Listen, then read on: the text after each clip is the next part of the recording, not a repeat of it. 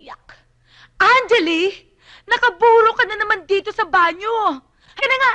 Sa wakas, may virgin na para sa'yo! Tita Ada, bakit pa kailangan kong pumatay ng virgin? Para di ka matigo! Halika na nga!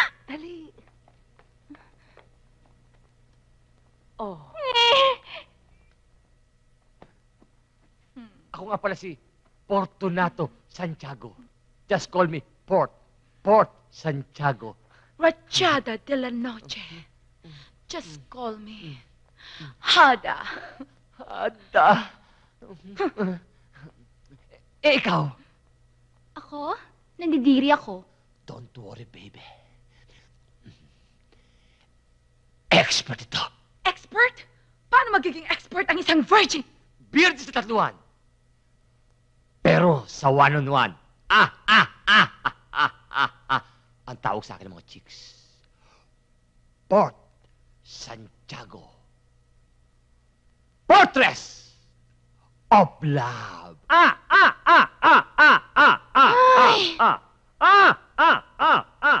Palpak na naman. Virgin ba hinahanap nyo?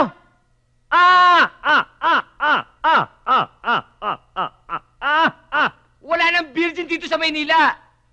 Maliban kay Drew. Kanino? Si Drew. Yung pupalit sa akin sa front desk. Virgin pa yon. Kasi, malas sa chicks. Puntahan mo! Ayoko nga. Mukhang mabait yun eh. Ka talaga. Ano?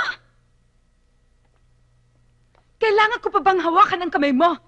Tara na! Uy, akong hawakan mo. At huwag sa kamay.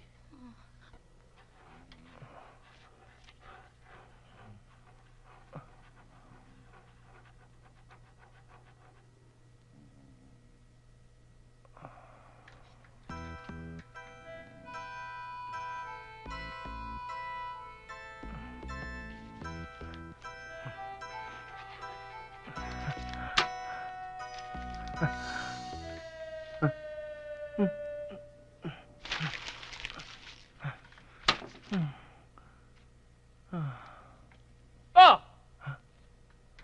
Bakit ikaw nandyan? Nasaan si Ford?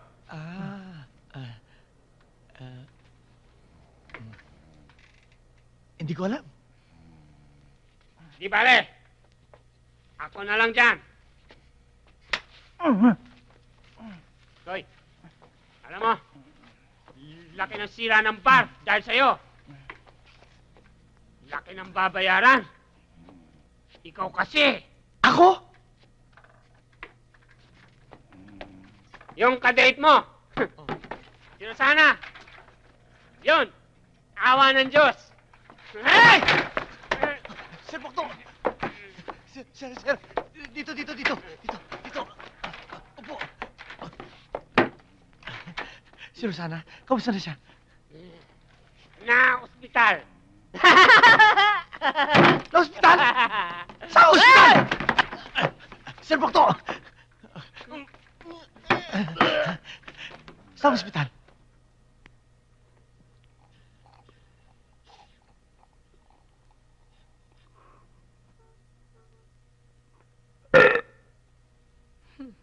Hoy, Angela de la Noche.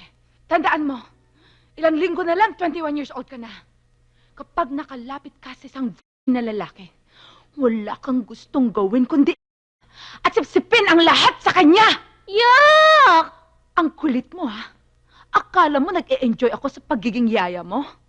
Hoy, sawang-sawa na ako sa pagiging tweetams mo. At hindi rin tatagal ang pagiging tweetams mo dahil habang palapit ang iyong kaarawan, lalong iinit ang iyong katawan. Kapag nakapatay ka na ng isang virgin na lalaki, malaya na rin ako mag-happy-happy kung saan ko gusto. Kaya't sa ayaw at sa gusto mo. Kill!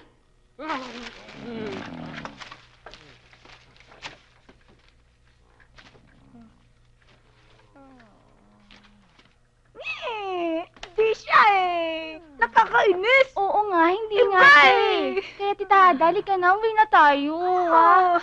Sige na nga, ayoko na. Ay, salamat.